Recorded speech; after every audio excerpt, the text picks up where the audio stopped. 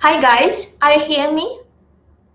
If you're here, please write plus or something in the chat just to know that it is okay with the sound and the video. Guys?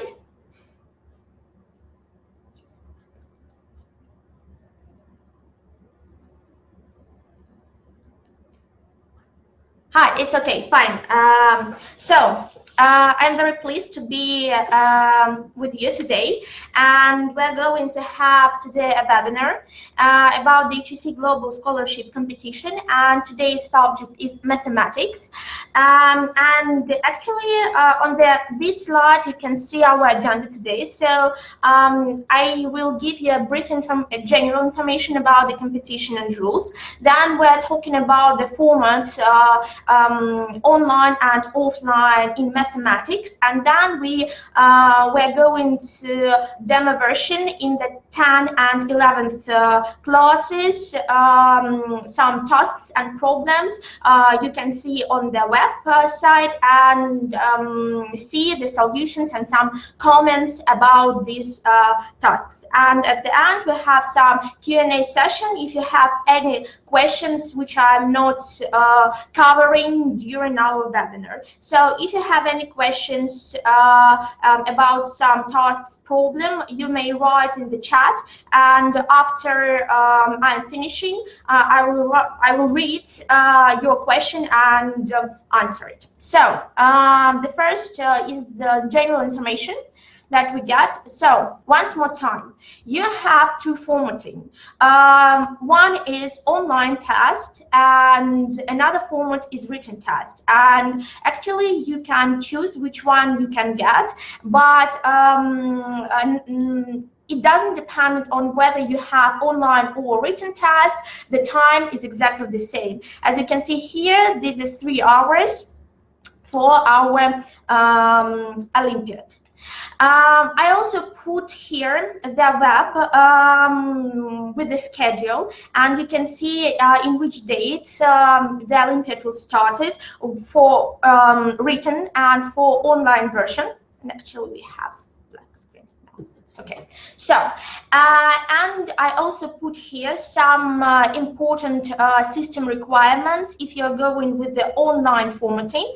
And once more time, if you have any questions concerning organization or something like that, you can go to our official website. The web is here, and ask the questions. I see one more questions about the certificates for all competitors and something like that, and you can address this question exactly on our web.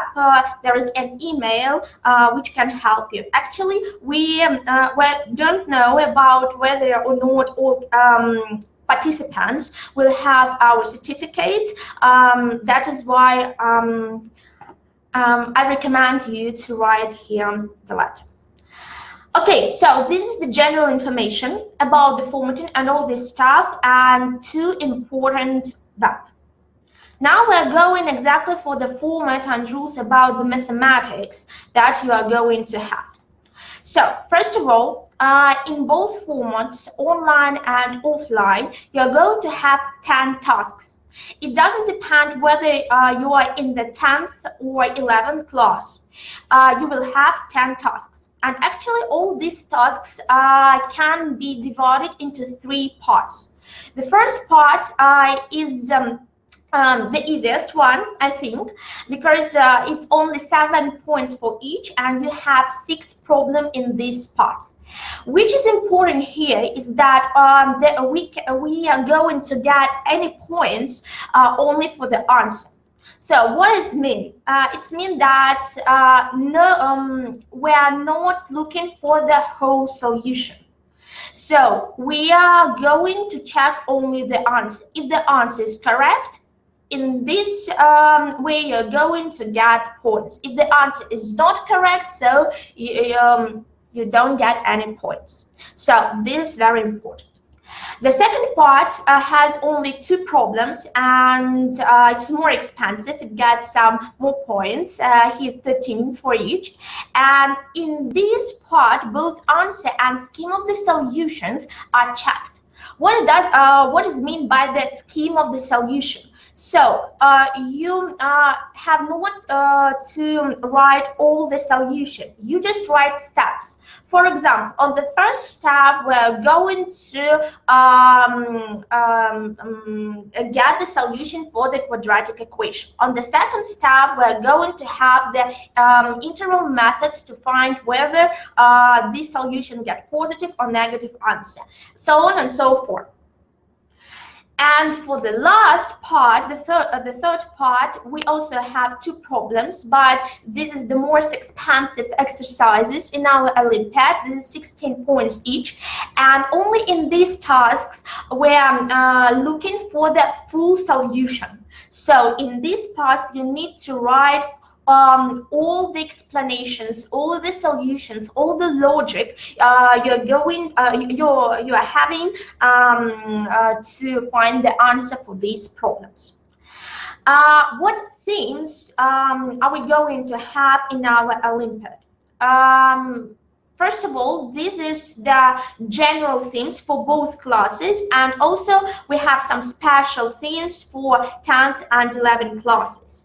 So actually, these themes are covering both algebra and geometry of your school. So please, after our webinar, you're going to have this presentation and look for the whole themes because our demo version does not include all themes that you're going to have on your real Olympiad, and this is important one.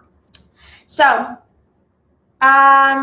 does anyone have any questions about the formatting and the rules and the themes for the Olympiad? If no, we're going to our demo versions and some explanations. Okay, so our main part, demo versions. On our web, you can find all demo versions in English version for 10th and 11th classes. Actually, on our slide, I will put the task, the problem, so you may not have these tasks by your own, and so just follow me.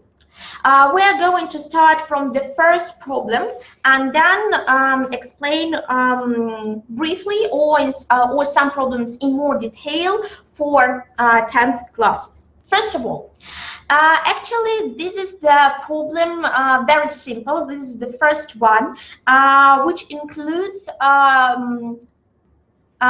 your knowledge about trigonometry, and the first step is just to understand what you're looking for. First of all, we see that you have right triangle, and then you have something about the sides of this right triangle.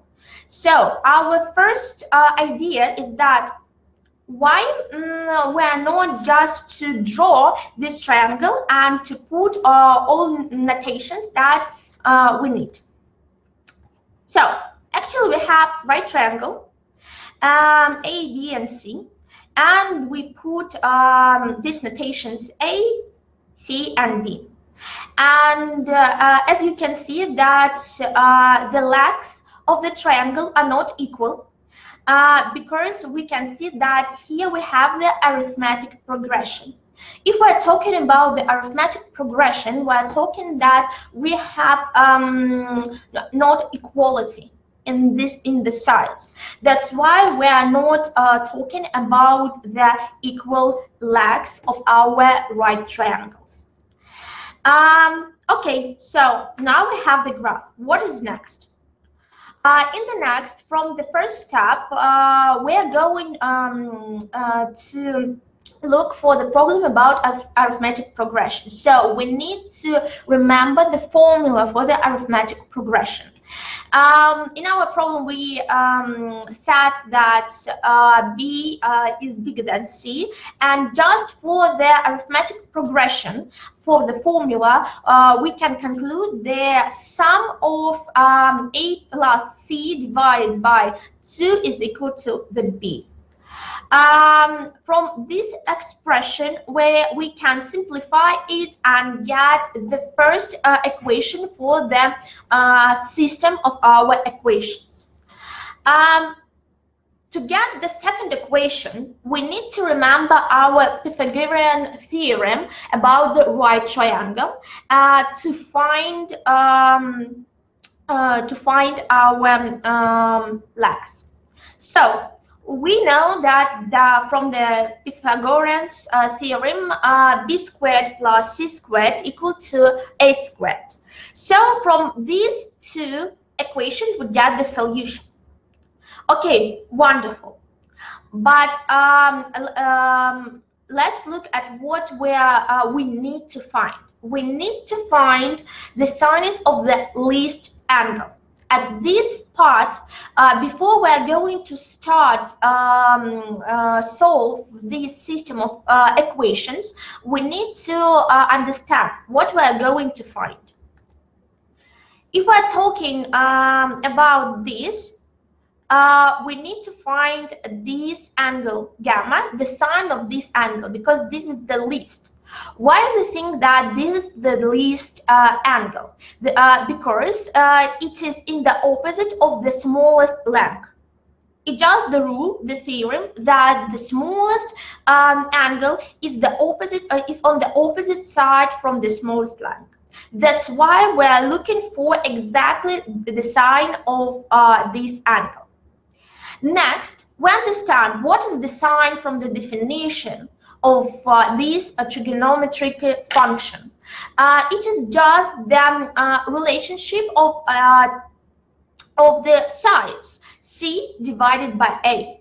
So, wonderful. At this particular step, we understand that all that we're looking for is just the relative of the two sides. So now we turn into our equations. Put a plus c divided by 2 instead of b. As you remember that on the previous slide we got b here. And so we put it there. Now what we're doing, we just open the brackets. Then we just put everything with a squared, we put everything with c squared, and get this simple equation. Now in these simple equations, we understand that it is very symmetric. We have a squared here, we have c squared here, we have a multiplied by c here, and we are interested in the relationship between c divided by a. So we just divide our line here, our equation, by a squared.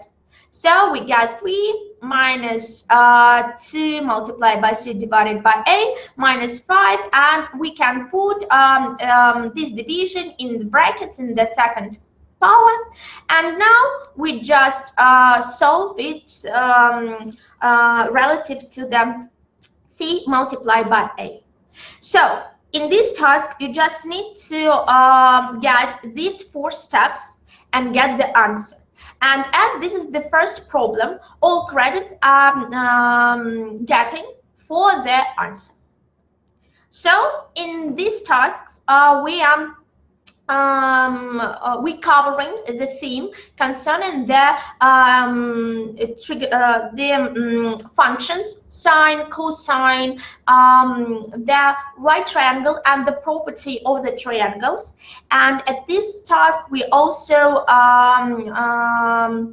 remember about what is the arithmetic progression. So 3 themes in one problem. So, is it everything clear in this problem, in this task, and what is expected from this? So, no questions? If you have any questions, we have Q&A answer. Okay, fine, very good. So, let's move on. The second one. Oh, so this is the answer. You can check yourself at home and see the answer. The next problem is very classical and typical. This is the problem about the solution of inequality, and this is the most common thing that you can get at your school, at your high school. Actually, there is no rocket science in this problem. You just need to solve it. Okay, so actually, two things is important here. First of all, if we're talking about inequalities, and if we can see here the roots, we need to take into account the domain of the values of the functions. Why it is important? Because if we're trying to find some roots, we need to understand whether all these roots are going to satisfy the initial expression, the initial inequality. So this is the thing that a lot of the students may forgot actually in real Olympiads and in real tasks. So that's why I highlight this thing. So after you take into account the domain of the values of your function, then you are going just to solve this inequality. There is a simple methodology for solving these inequalities. So we just move one of the roots into left side, and then we squared it. It doesn't depend which root you are going to put on the left side. I just choose the first x plus 2. Why I put it here? Because for from my view, this is more simple than this square, but it doesn't depend at all. So you put it here in the left side, and then you just squared both sides. What is the result of the putting in the second power these two expressions? As you can see, in our right side, we get only one root. And when we're going to put it into the second power, the root is just disappear. That's the main purpose of putting our expressions in the second power, just to go through these roots and get to the ordinal polynomial equation. So in this thing, we are going to get this expression. So and one more time, you can see the roots. You can just put this expression both sides in the square, do once more time, then simplify and get the solution. In the equality, the simple methodology to solve is just the integral methods. So you put all your roots on one line, and then you get the signs where there's plus, where is minus, and then choose the right interval for your inequality. So this is typical classical problem. So once more time, we do not guarantee that this problem may arise, but some form of this problem may arise at one of the steps of your solution. For example, that is why it is very important to understand general methodology for these tasks. So, guys, questions?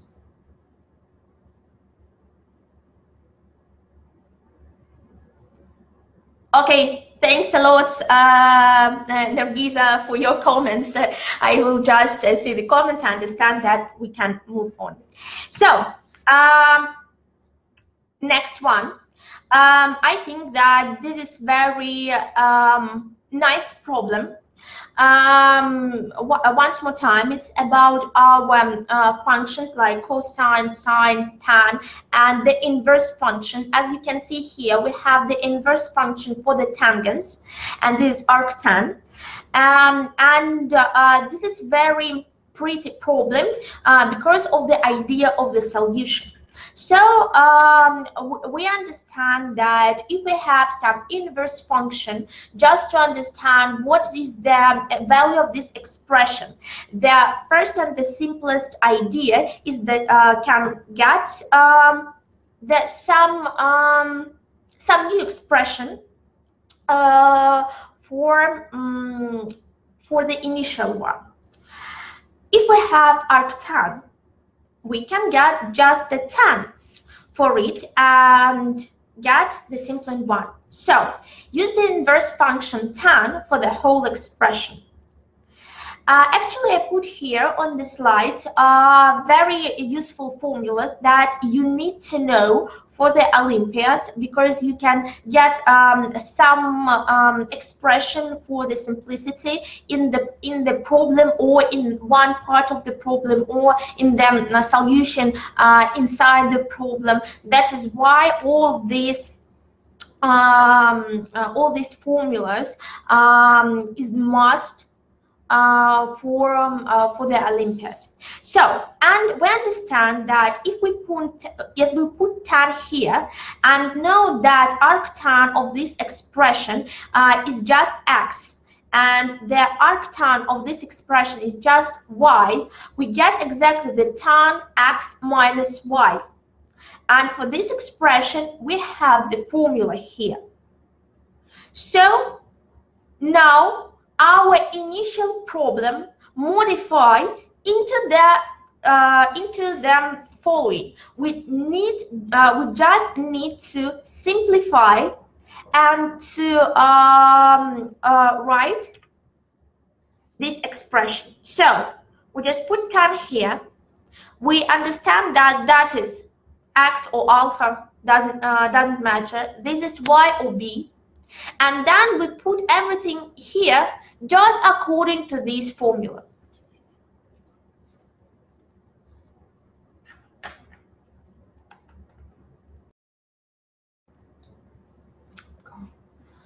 Okay, so we just put everything here, and now we are going to modify each expression. So as we can see that we have tan and inverse function of the tan, the solution for this part is just the expression inside. The same thing is here. So we just need to put all expressions in the brackets here and simplify it. As a result, we have something like 1 divided by the root of 3. But now we need just to stop and think, is this the right answer or not? Then we just return to our initial problem. Our initial problem is in the expression of arctan. So no one is asking about what is the tan of this expression. So actually, what we have here as the answer is just the solution of this one. And if we're interested in the expression inside of the brackets here, we just need to put what is the angle, or what is the ratio of pi for the tan to get 1 divided by the root of 3. And the final answer here is just pi divided by 6. So this important to know is one of the most general mistakes that you or the previous participant may have in such simple problem. So once more time, just to understand the steps. The idea is that you can you need to be very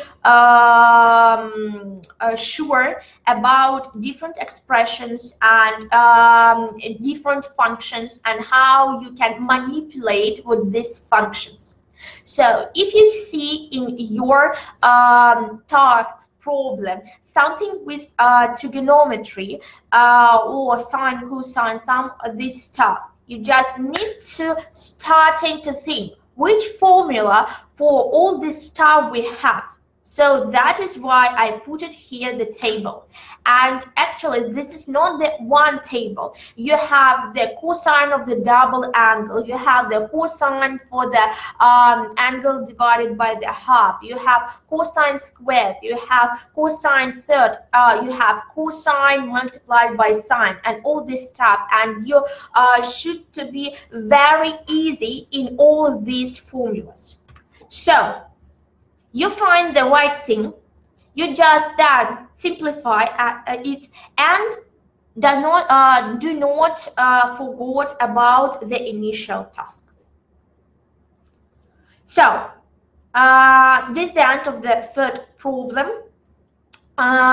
Any question at this point? No? If you have, just try. No question. Thanks a lot. Thanks a lot. Thanks, guys. So we're moving for the fourth problem. This is one more problem in the first part where only answer is matter. And this is one more problem in the algebra.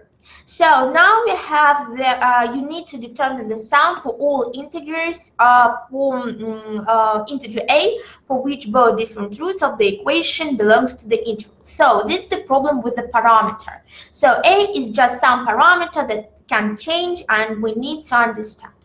Actually, this problem can be divided in several parts. First of all, we need to understand that you need to find the solutions, because here we can see roots. Then one more word is important: different roots. That's meaning that we are going to solve this quadratic equation. You know that solving this quadratic equation by the formula with the discriminant, you can get the case where discriminant can be positive. That is going to have two solutions. When discriminant is 0, then is leading to the one solution. And when the discriminant is negative, that is leading to the complex solution, so no real solution exists. So, and in this stuff, it is very important that here is written that different roots. So this is talking about that our discriminant cannot be just 0. One more important thing in this task is just we should understand that both our roots should be in this interval. So that's the interval that is constrained for us, and is just the red flag or something like that to understand which a we need to include. And the last but not the least important thing is that we are talking about the integer. The integer means that we are not talking about something like 1.5 or 2.3. We're talking about 1, 2, some discrete things. Okay, so now, and I'm actually highly recommended when you have lots of words in your problem, just take your pen or pencil or something like that and line all necessary words or things in your problem, just to prioritize or highlight, not to forget what you need in your solutions. So actually I do this thing here. I put it the roots, then difference, interval, integer, and put both for our interval. This is important. And this structure is written here. So these just words allows me to get 4 simple steps and get the solution. So the first step, we understand we need to solve it. Find root, just a quadratic polynomial. We have simple formula here where b is our second term. A here, it's not okay because we have a as a parameter. I'm so sorry, but this is the general formula. The A is just the first term, and the C is our last term, which is just term without any polynomials, or the power of our polynomial for x is 0. So plug here is 4, plug here is 4 squared is like 16. We plug here minus 4 multiplied by 1, and our C term is just A minus 4, and here we put just multiplied by 2 A's. There need to be 2. Actually, we divided by 2. We multiply everything and get this particular result on this step. So minus 2 plus minus square root of 8 minus a, where a is our parameter. Then, as I'm already said, that we need to analyze our discriminant and the behavior of it. And so actually there is 3 possible cases, one with 1 solution, 2 solutions, and 0 solutions in real number. And the main results of this is the understanding that our parameter a may be less or equal to 8. So now we remember about our constraints. So we put our expression from the first step in our constraints. Minus 2 is just can move in the left and in the right side, and we can minus 4 sign our plus minus square root of 8 minus a less than 2. And now I am also once more time, yeah, sure, absolutely, it should be over 2. Exactly, I said that in my web there should be 2. I highlighted, I underlined it. You're correct. So once more time, which is important, that you need to get both roots in the interval. So it cannot be negative. So the first negative term increase the difference, and it is the bigger than 2. So it does not go to our interval, and so we have just these possible integers here. And then we plug all these integers here and choose those integers who satisfy this equation, and then sum it. Actually, the last 3 will satisfy this equation. You can get 2 different roots which is going to this interval, and you need to find the solution here. So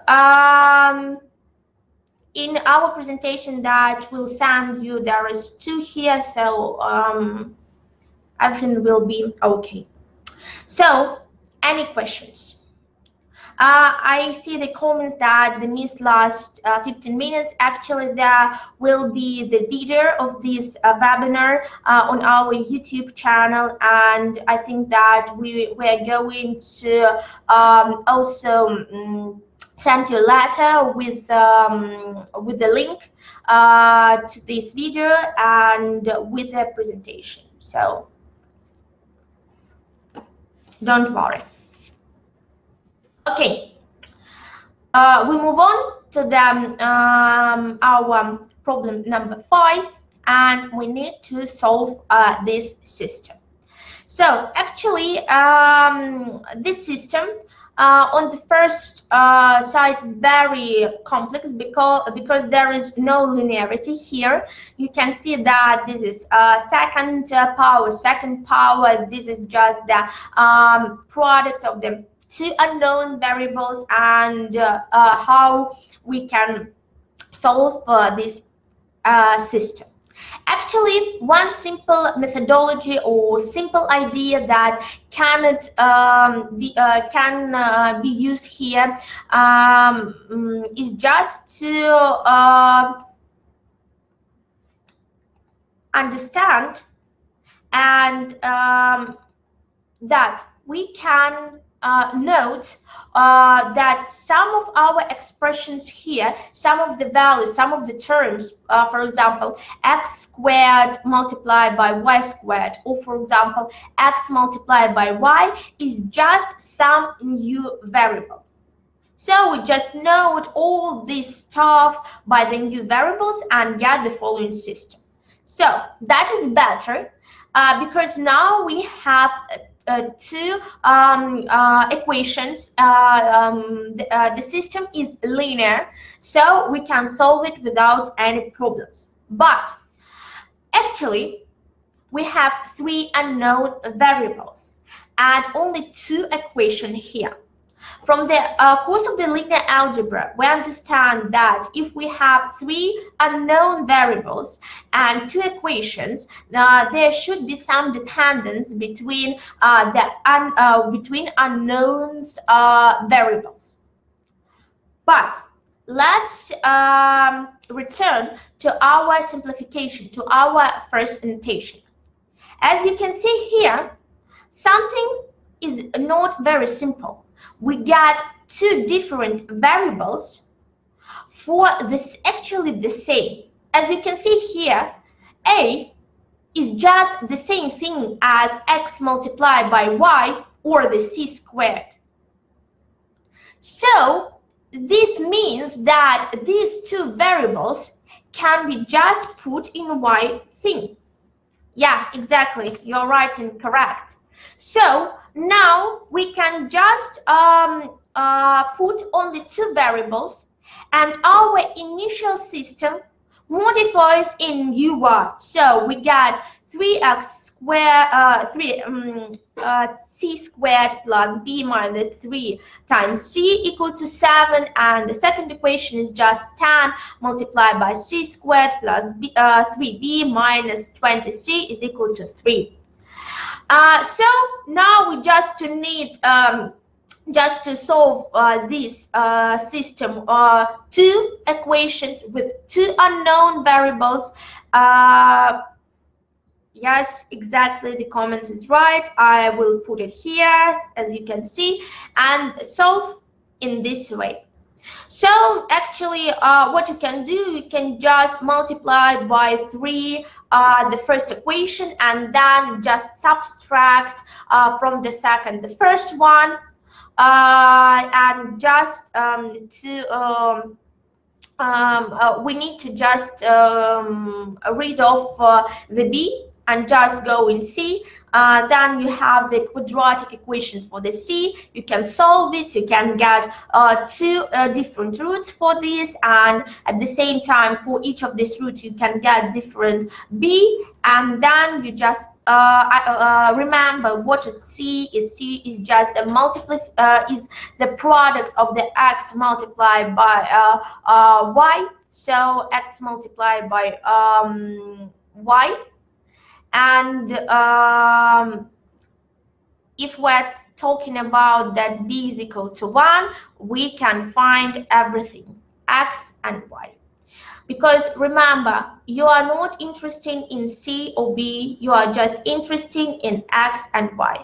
So actually the idea is the simplest one. The idea is that you just change x and y. You just change x plus y squared and x squared in some new variables, and then solve the equation. Okay, the next problem is, I think, the most complex from the first part. And so this is about the combinatorics and simple statistics to understand, and whereas the previous ones are for the algebra, mostly for the algebra.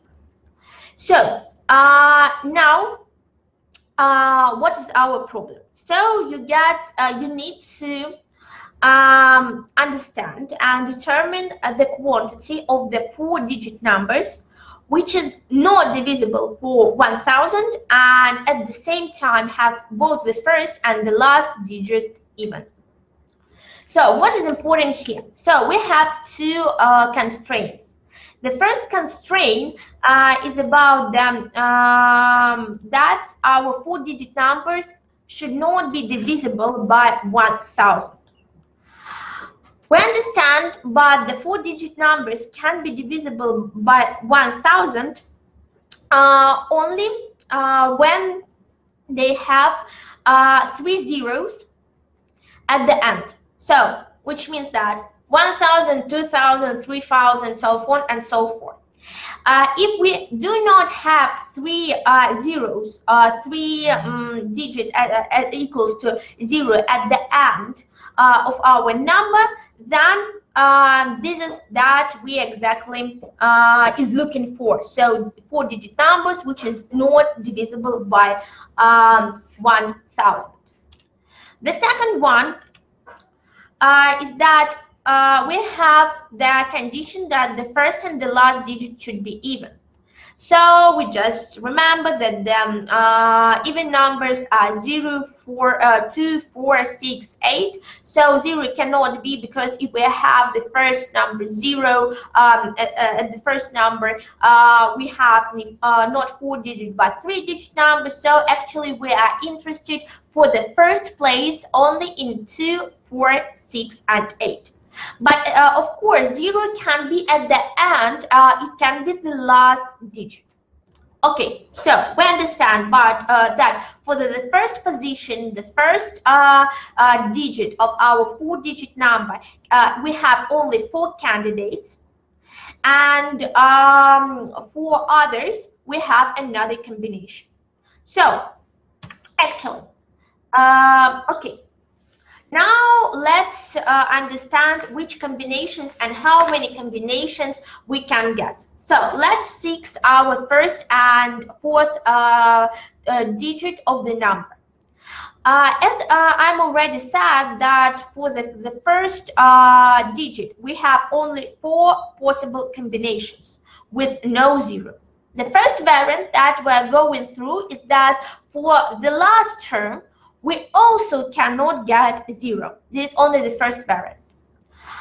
Okay, so we fix it. So here we can 2 get 4, 6, 8. Here is also 2, 4, 6, 8. And which is important, they should not be equal. So we can get 2 here, 4 here. That's totally okay. Okay, second term and the third term. What combinations do we have? We have all our numbers from 1 to 9 and including 0. So we have 10 possible ways for each of the digits. So we have 0, 1, we have 1, 9, we have 8, 0, all these combinations. Okay, very good. So what is how many we have combinations for this variant? We have 4 here, we have 10 here, and 10 here, so this is 100, and 4 combinations here. So actually for this variant we have 1600 ways, or 1600 combinations of such 4-digit numbers with this constraint. The second variant is that we have here, for the first term, is also 4 possible combinations. So it doesn't matter. But for our last term, we have the possible combination of 0. Here is also 10 possible ways, but actually we cannot be the same at this the same time. So what does it mean? It means that we just need to subtract the combination where we can get 2, 0, 0, 0, 4, 0, 0, 0, 6, 0, 0, 0, 8, 0, 0, 0. So, which means that we have only 100 combinations, but 99 combinations. So we just exclude the combination where 0 and 0 are at the same time as here. which means that we have 396 combinations more. And if we sum up these two numbers, we get the full answer. So the full answer is that we have 1996 possible combinations. Actually, there is alternative variant, alternative solution for this. Actually, we are not interested in just these 4 combinations, and we can just put here 105. So we just include the combination 0 here. We get 2000 combination, and then we just subtract these 4 combinations and get exactly the same result. Okay, guys, is it okay? So as you can see, we are not using any particular formula for this stuff. We just draw some graph or some picture, something like that, and understand the main principles of what is what we're looking for in this problem. Very good. Thanks a lot. I see. So actually now we're turning to the second part where not only the solution is checked, but also the short scheme of your solution. So in the 7th and the 8th problem, you need to write the scheme of the solution and the final answer. And now we're going to the geometry. So if you can get through this problem, just not to read the full problem, you understand that the first and the only way to solve this problem is just to start drawing the picture. So sorry, let's do it. So and one important thing, do a good graph for yourself, because if your graph is not okay, is not well labeled or something like that, that's may be the source of your errors and something like that stuff, or something misleading. So good graph is just the thing that may help you very. Okay. In our task, we have 2 circles with the different radius. So one radius is 4 and the second is 9. And we understand that also we have external tangent line, and which is important, that which is mean by the external tangent lines or the stuff that we are not looking for the tangent in the point of the touching. So you can see that we can put the tangent line in very different ways, and one possible different ways is that we're looking for this tangent line in the point of touching. This is not this case. Okay, so we this is G1 and G2 in our notations, and what we are looking for, we are looking for the radius of this orange circle. So this R small, so this is this line, that's what we're looking for. Okay. How can we start to solve this problem? Actually, we need to look very precisely and try to find some figures like a trapezoid or triangles or something like that to understand which lines we can get. So the first possible step is just to find this line. This line is just the sum of 2 radius, the small one and the second one. Why we need this line? First of all, because this line is just the final element in our graph to see the right or the rectangular trapezoid. You can see here, I'll showing you by the mouse that, or by the clicker, that this is exactly this trapezoid that we're talking. So now in our trapezoid, we know 3 of the sides. That is very nice. But this is not helpful for this part. Okay, trapezoid, next one. Now we have something more. We are interested in this side. This is the last unknown side in our trapezoid. How we can get to know this side? Let's look very carefully and precise. Our trapezoid, from the graphical form, is just the simple thing like the rectangle and triangle. This is exactly that we can see here. This may be a rectangle if we put here one more line, and this may be a triangle. So let's put it here. Oh, this red line gives us lots of new information here. So now instead of one figure, trapezoid, we can get 2 different figures. One figure is right triangle and another figure is just rectangle. As it's just rectangle, we understand that I put it here some notations just to more convenience, so we can see that AC and BE is equal and equal to the radius of the small circle. This is 4.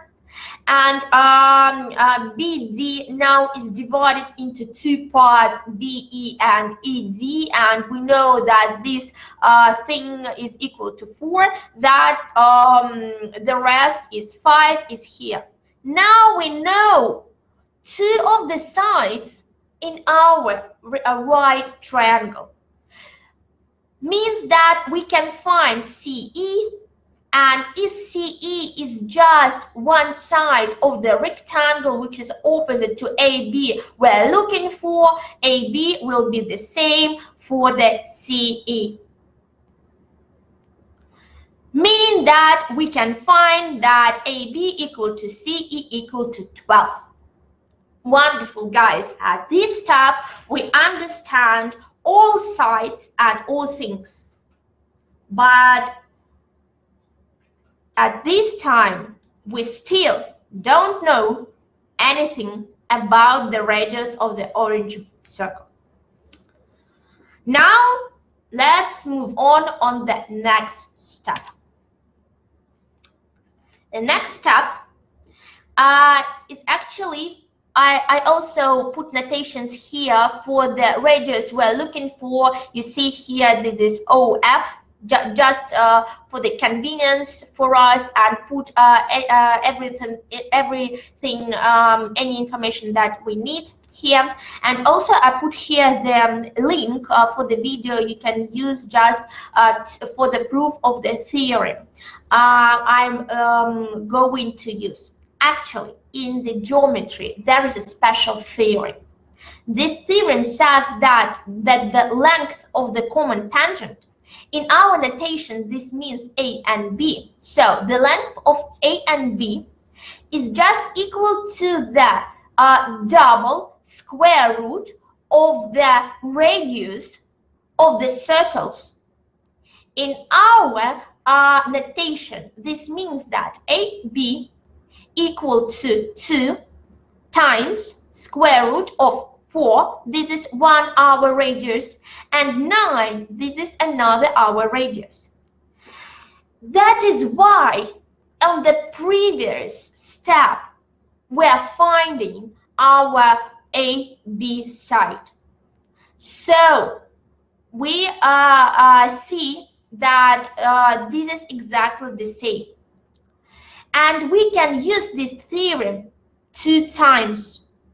Why we need 2 times? Actually, if you see here, our radius from the orange circle gives us 2 different trapezoids, 0FBD and 0OFAC, and this is both trapezoid with different radius, radius 4, unknown radius R, and radius 9.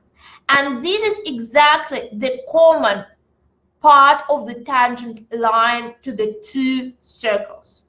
So we now from this step where we can get the part of the FB.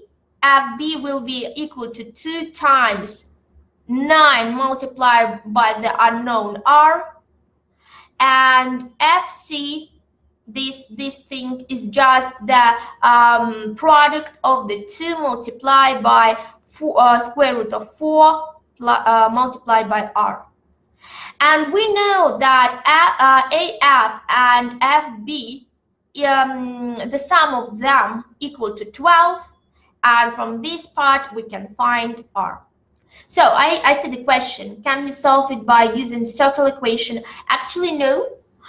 Because you don't have any coordinates for the circle equation, and I think that it will be difficult. The circle equation is very useful in the algebra because you have the coordinates, and circle equation can be used to solve some problems or some tasks with just find some parameter where circle equation and for example linear equation have 2 roots, 0 roots, something like that stuff. Here is just okay, we can get the circle equation, but we need to put the coordinates here. What is x, what is y, and actually this is the same, that is radius squared. So you can use it, but what you can do with it? Actually, nothing. So this is the problem exactly with the geometry.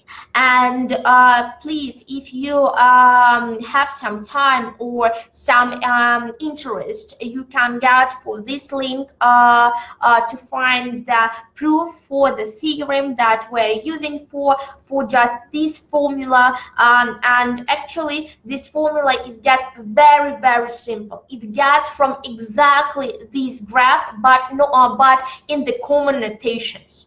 So nothing more. So I think that there is comments like interesting question. Thanks a lot. Do you have any questions concerning the solution of this problem? No. Thanks a lot. Okay, let's move on. Oh, and this is exactly what I'm saying, and this is exactly the problem with the circle equations that we have mentioned already. So this is the problem that we need to find the distance between points defined the coordinate place with the equation. So this is just the equation of the simple equation linear function, and this is something that we can express or reorganize into the circle equation. So let's do it.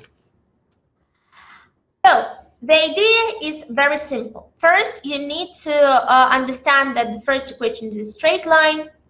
The second equation is the circle line on the plane, so we can find the full square. In this part, this exactly x minus 7 squared plus y minus 9 squared and equal to the 9 or r squared, so the radius is 3. How we can get here 9? Actually, we have here is 100 121, but when you are going to get the full square and put it here 7 or put it here 9, and if you open the brackets here, you are going to have 49, and here you get 81, and the sum of the 49 and 81 is just 130, and here we can see 121, and here we need to put the difference of it. This is the 9. So the third step is just to write the graph. So you need just to construct the graph of this, and you need to construct the graph of just linear, and then find the distance. So in this problem, exactly as in the previous one, you need to put something like that in your scheme. Of course, with some more details. You need to put graph and write the graph. You need to explain why you get this equation in this form. You need to explain how you find the distance. But we just will check something like that in your scheme and the answer. So you need to get the answer. Okay. We have in the 10th grade only 2 problems, which I think is the most complex, and we are expecting in this term the full solution. The first, the most difficult one is in the problem 9, and in this problem there is a problem from the number theory. Actually the problem is on your screen now. So we denote by x some quantity of the digit in the number 2 in the power 2019, and by y we denote some quantity of the digit of 5 in the same power, and we need to determine the sum of these things. Okay, so this is the solution, because you need to put the whole solution, and the solution is in the 4th step. The first step is that actually first of all you need to find the product of x multiplied by y. The product of it is just 10 in the power of 2019. And actually, this term contains 20 digits. Why it contains this part? Because you have the power here and plus 1. Now we need to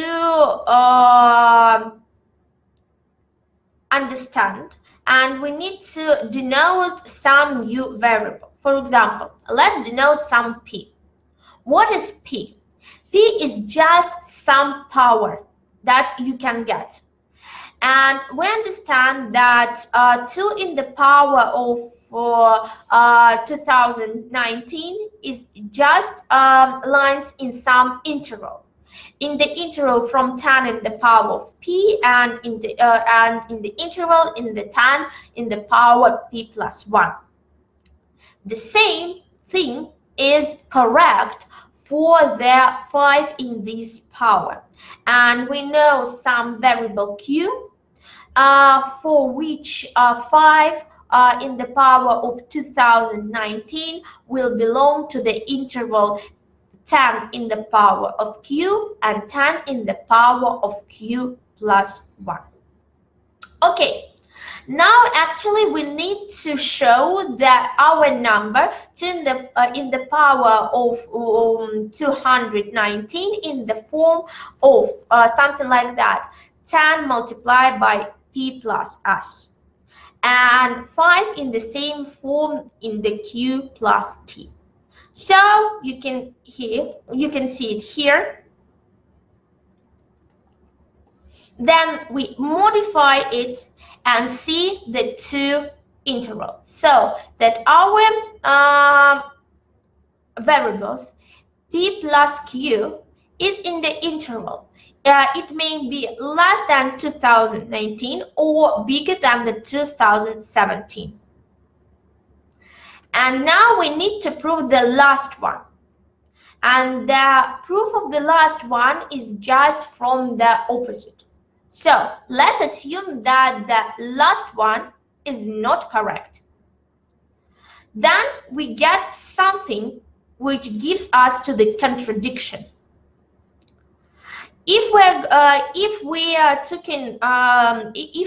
talking that this is the contradiction, we're going to the conclusion that our variables P and Q is bigger than 2017.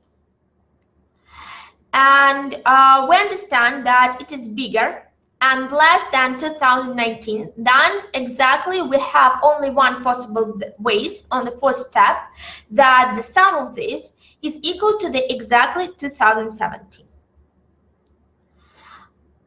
Our x is just p plus 1, and our q is just and our y is just q plus 1, which means that the sum of the quantity of the digits in the number that we can get is just equal to 20. So the question is, what is p? P is our variable which shows us the number of the quantity of the digit that we can see in our number. So this is just some power that we can get here. So it's just some power in which we can put our number here and understand how many digits is our in our number. So I see the comments that step 1 is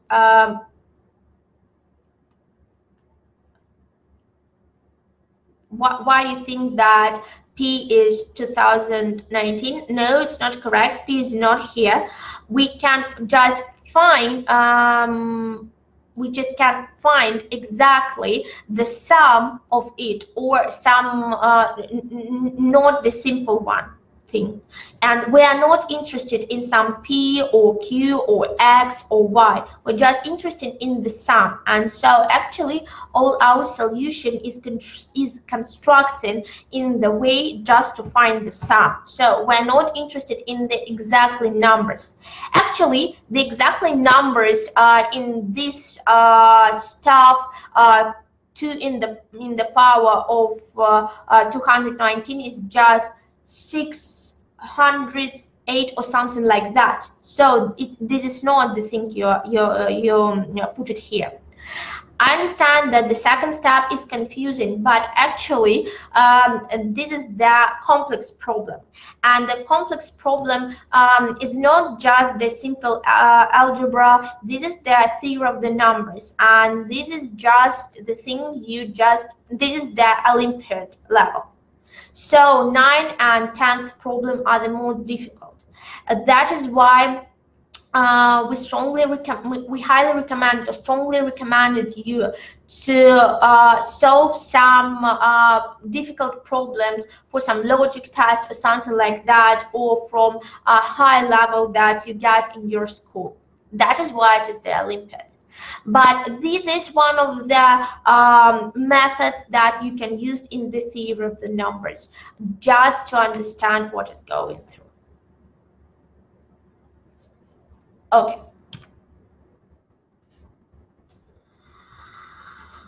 How many questions will be in the online exam? 10. 10 exactly in online, and offline will have the same number of the question. It's 10, and actually now we are on the last questions in the 10th grade. This is the 10th problem. Now you can see the condition, the formulation for the number 10. And actually it is a bit longer, but this is the problem concerning the themes of combinatorics and statistics. So these things I will give some time just to read.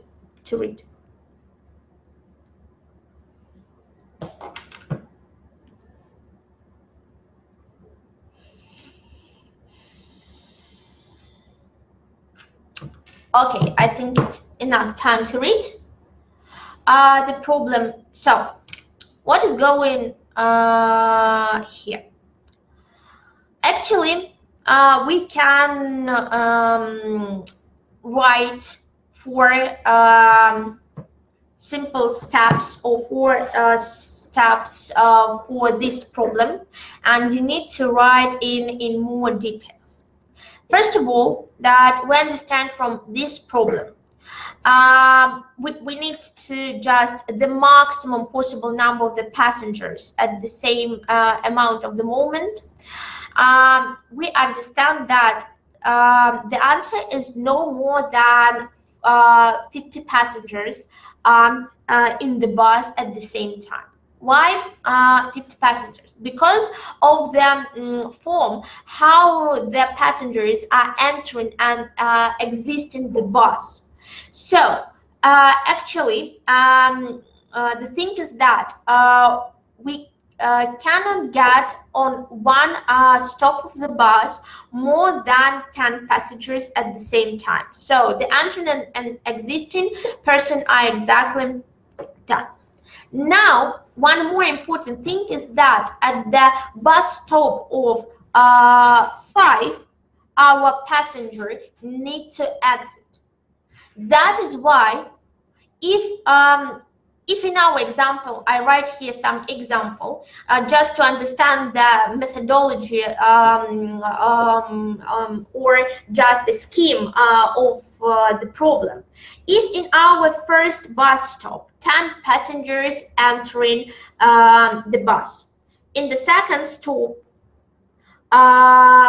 also 10, in the third 10, in the fourth 10.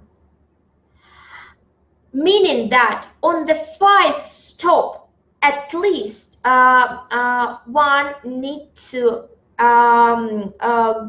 get out or exit the bus, or it may be just 10 one more time, but actually you need to go because this is the 5.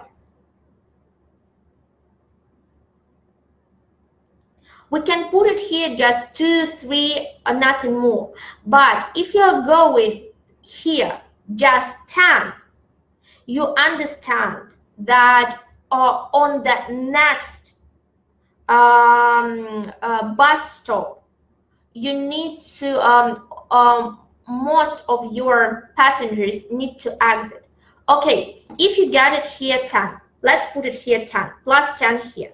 So no one at the 5th bus stop is entering, which means that at the 6th bus stop, also 10 needs to go out.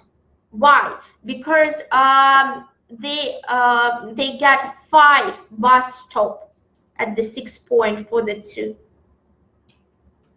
Then exactly the same for the 7th, for the 8th, and for the 9th, meaning that at the 10th bus stop, all passengers are exiting the bus and no one is entering, meaning that at the 11th bus stop, we have no passengers at all.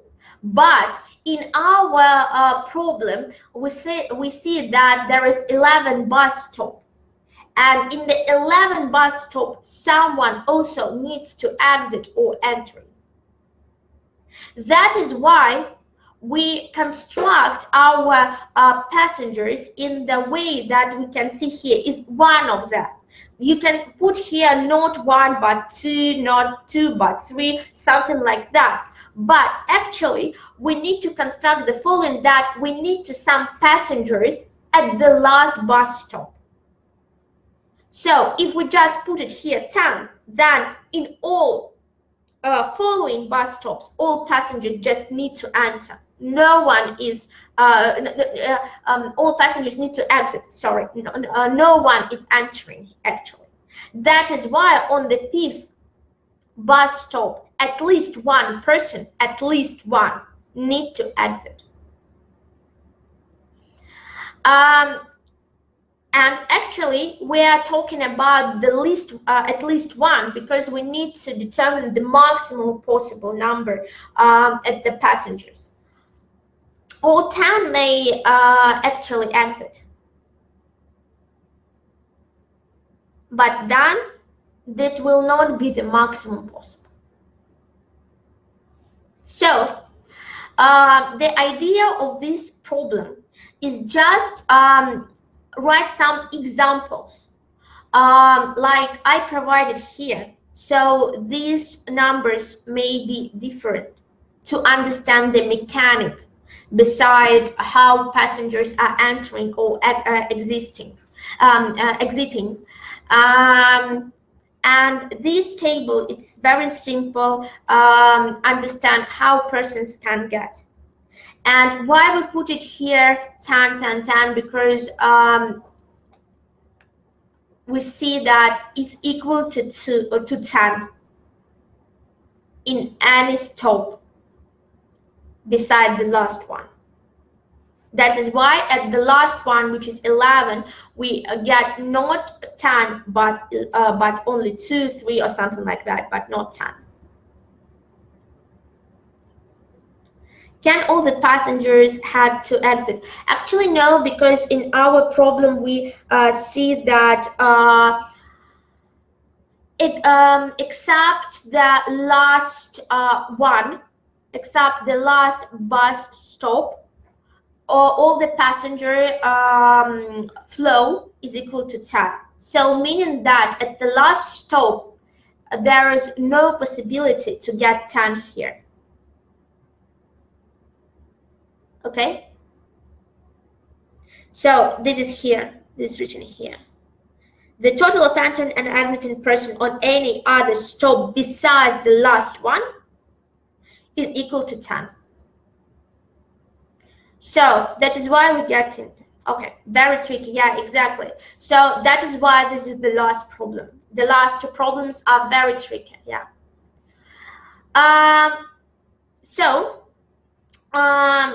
This means that we can just put something like that and understand that the maximum possible is 48. The maximum possible numbers of the passengers in our bus is 38 because of how passengers are changing. Actually, how they are changing gives and how many numbers of the total number of entering and exiting persons are 10, which is even. That's why we cannot get 49 here. We can get only the even thing. So, and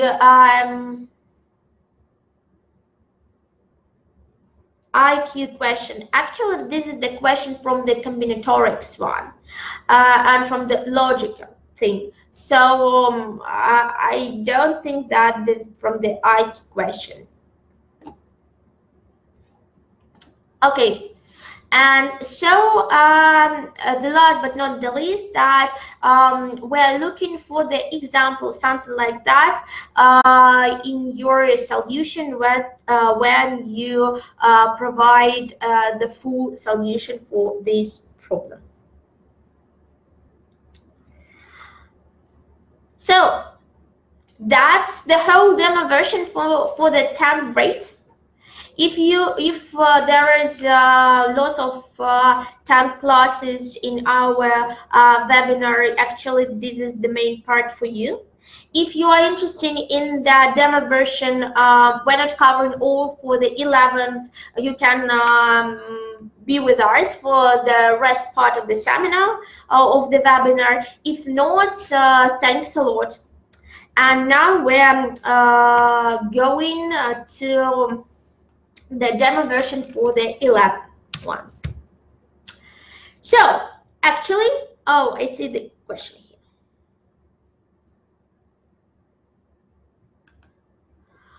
Okay, I will read the question after the demo version of the 11th class.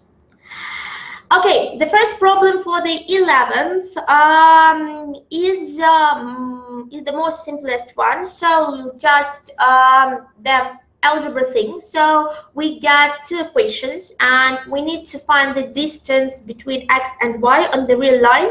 Actually, what does it mean? It means that, okay, guys, solve the equation for the x and for the y, and then find the model. So the distance on our real line is just the same as the model of the difference between x and y.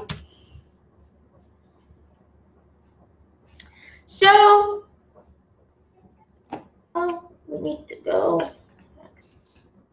next slide. Oh yeah, here. So there is just two steps. First, solve the system of the equation, express x or y from the first one, from this equation, then plug it to the second equation. We open the brackets, get the quadratic equation for with two roots and phi x and y. Then you need to find x and y. Actually, you are going to see that x and y are very symmetric equations, and doesn't depend whether you find the distance between the first or the second root. Here the distance will be exactly the same, and so now if you find x and y, you need just to put the model here, because we are looking for the distance and see the difference between two roots. If I'm not mistaken, the answer will be 8. So just to check yourself if you are going to put the whole solution for this problem. So that is okay. The next one is in the ID is very similar to the 10th grade when we're looking at the problem with the parameter. Now we also see the parameter, and we need to find whether this parameter, this equation, gets two real roots. It is very convenient to see this parameter as two different parts and provide the graph. Actually, we can put the one on our left side and put the graph for the equation like model x plus 1. And this is just the graph for the model, which is going up for the 1. And then we put 5a on the right side, and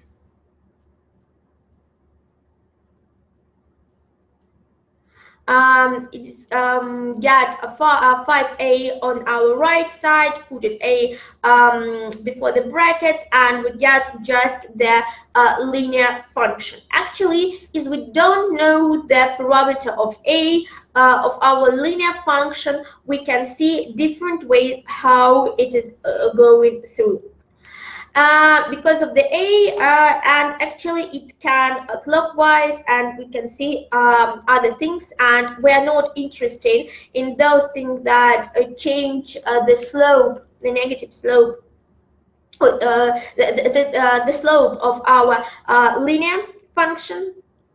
And actually in our problem we are interested in that our equation get two real roots, which means that we need to coincide these red lines, our model function, into things. And this is exactly something like the corridor, which shows us that we coincide two types, and all parameters that are going in this corridor gives us the result, the answer for this problem. So you just need to understand which a's can be and find a's in this corridor. And the graph solution, and actually one more time say that in the problems in the first from the first to 6, you need just to put the answer. So the graph is just for yourself to find the parameter a. Okay, so the idea is the simple just graphical solution to different function and see which parameter you need to find. The third problem is also similar to the idea that we are looking for the 10th grade when we're talking that you need to remember different trigonometrical function like cosine, sine. This is exactly the same thing. Actually, the first step in this is just to reorganize this expression. We just move sine squared pi x into the left side and into the left side and get 0 here.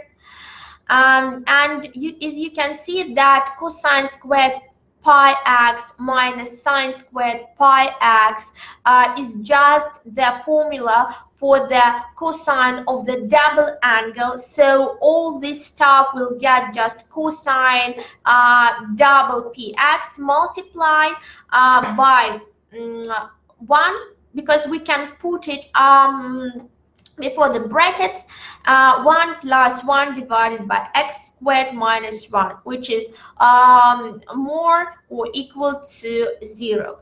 Actually, now we need to solve this inequality. To solve this inequality, we need to turn it to the equality. So we need just to put here equal to 0 this bracket or equal to 0 this bracket. Actually, this term is more tricky.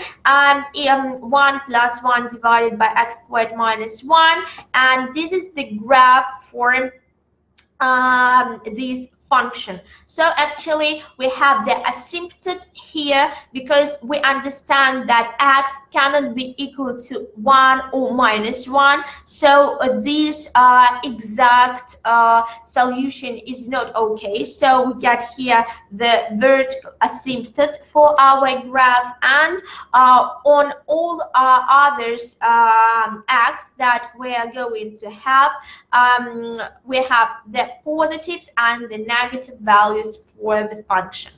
As we're interested in the positive ones, we're looking for these intervals, and actually the cosine is just a periodic function, and you can just put the graph for the periodic function and then understand whether these intervals will get you positive or the negative ones. And so use the integral methods to find all solutions in the length from minus 100 to 100. So actually the most tricky one is just the first and the second steps is the reorganization of our expression by using the cosine and sine functions to see the formula here, and then to understand the behavior of the function 1 plus 1 divided by x squared minus 1. So this is the 2 tricky steps here.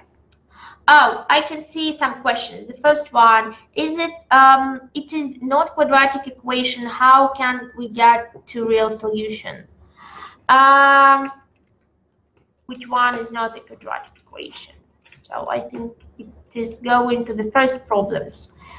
So actually we can get a quadratic equation here. So once more time, you express, for example, x equal to 2 square root 11 minus y. Then you put it here. If you put it here, you will get, instead of x, Oh, question 2. You meant question 2. Okay. So there's nothing said about the quadratic equation. You can get 2 solutions, 2 real roots, but no one said that this is quadratic equation. You get the model function. The model function says that you have this shape because you just reflect all negative values to the positive ones. That is why, yeah, exactly, the model, the absolute value you see. So in the model function, for different x, you have the same y. And if you just cross this function by the linear thing, you get one value x, but with one value for y, but with different values of x, because this is the model thing. Okay, wonderful. The next question, will the session be released on YouTube later? Yes, exactly. I will put some more materials about the problems which I'm not covering today, and also I will just correct some mistakes about something like 2 in the quadratic things, and I will release this in YouTube. So it will be on YouTube. So, okay, very good. We have two more questions. Actually, four. Question 4. Question 4 is very technical one. So it actually doesn't have any special idea or something like that.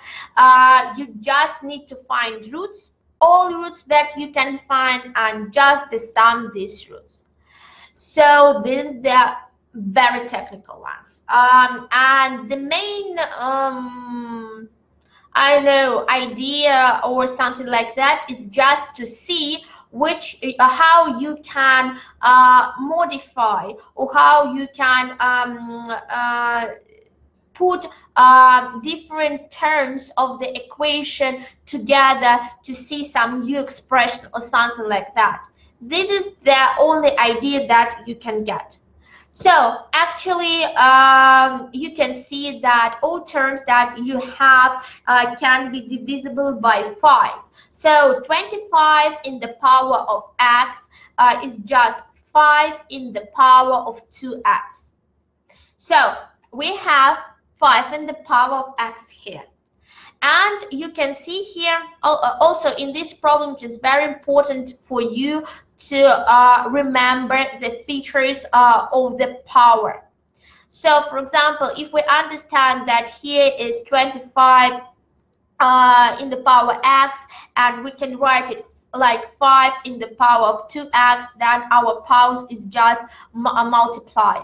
Here is the sum of the power, which means that we multiply that term. So it's just 5 in the power of x multiplied by the 5 in the power of 2.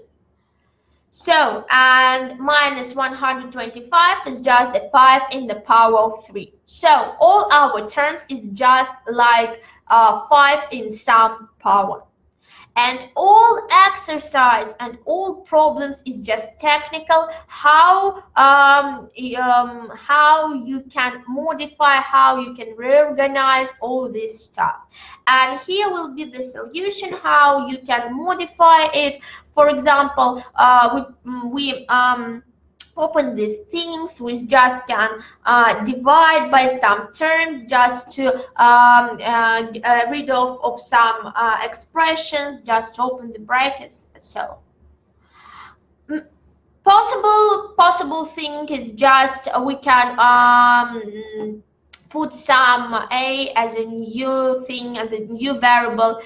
So replace our 5 in the power of x and solve it, but it doesn't depend. You can solve it in this way and get the answer. The answer is not very good.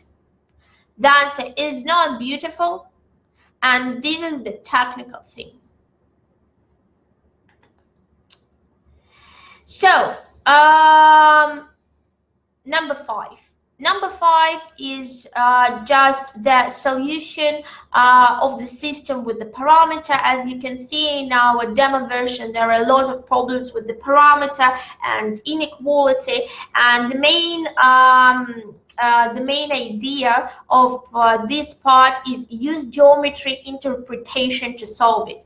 And now is that the idea is the second equation is just the circle equation, the first is just the linear ones, and we need to understand that the following system has two solutions. So just to find some epsilon or something like that, which deviates from one solution, which is just the touching thing, and gets the two solutions.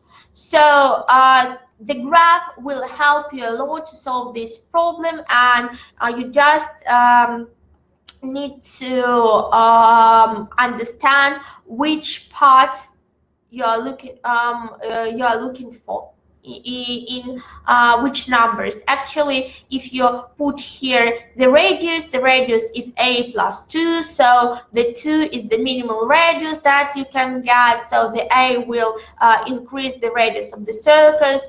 Then you can open the model and open the brackets and understand what will be the slope of the function, and so on and so forth.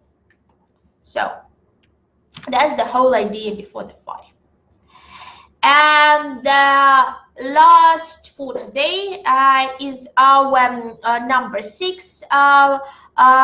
This is once more time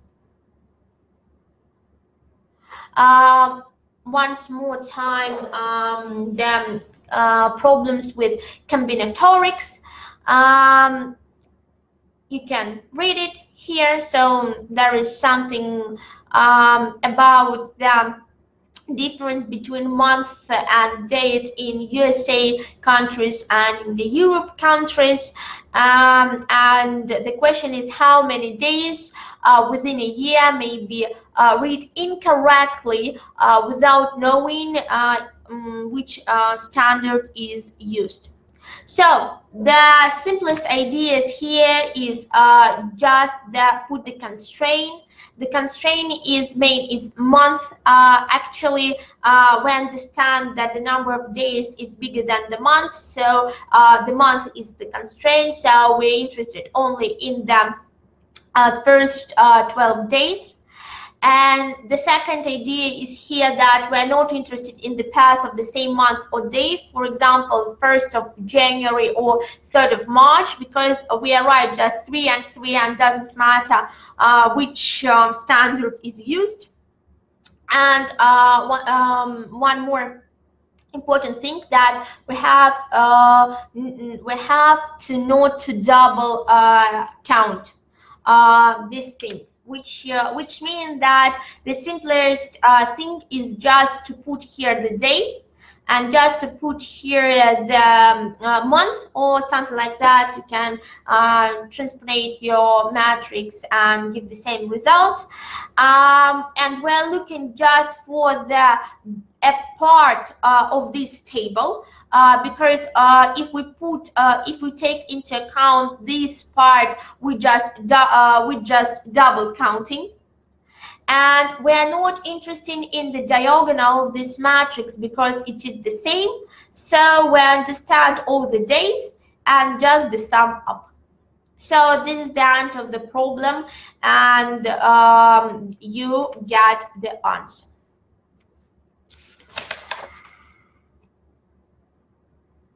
So what is the answer for the question 4? It is very, very big, and in the blue box that will be the answer. That is, it can be written in this way or in this way. It doesn't depend at all in which way you are looking for. Other task question only from the themes. Yep, because the themes which are mentioned are written in the rules, and on the Russian version there is the rules, and in the English version there is a translation of these rules, and I just copy all these themes that is mentioned above, and as you can see, there is some general themes that both classes need to know, and there is some specific. How many points overall? So actually you have 6 problems with 7 points each, so 6 multiplied by 7, plus you have 26 points for 7 and 8, plus 26 plus 16 and 16, which is going to 32, which means 100 points. Just check. Okay, 6 multiplied by 7 plus 26 plus 32, 100 points exactly. Okay, guys. So actually, that is the end of today's webinar. If you have any questions or comments, which of the chapters are the most important? Actually, we need to understand that all chapters are important. So there is no combinatorics. Yeah, that's very important, because lots of the questions may be about combinatorics, and this is not the simple thing that can be taught in the school. So that can be the Olympiad level, and of course the theory of the numbers, of course the skill of how you solve the inequalities, the skill how you can graph, the skill how you can see some functions. Moreover, we should remember that there will be problems about geometry. Yeah, we see today 2 problems about geometry, but it can be more problems with the geometry, and not only in the plane geometry, but also in some solid things like spheres or a cube or something like that, or pyramid. So geometry is also an important part. Parameters and this stuff. So actually, there was a question too. How can I find? Okay, as you register for our webinar, we have your emails, and we will send you a letter with the link for the webinar and for the presentation by the email on which you are registered for this webinar. Okay.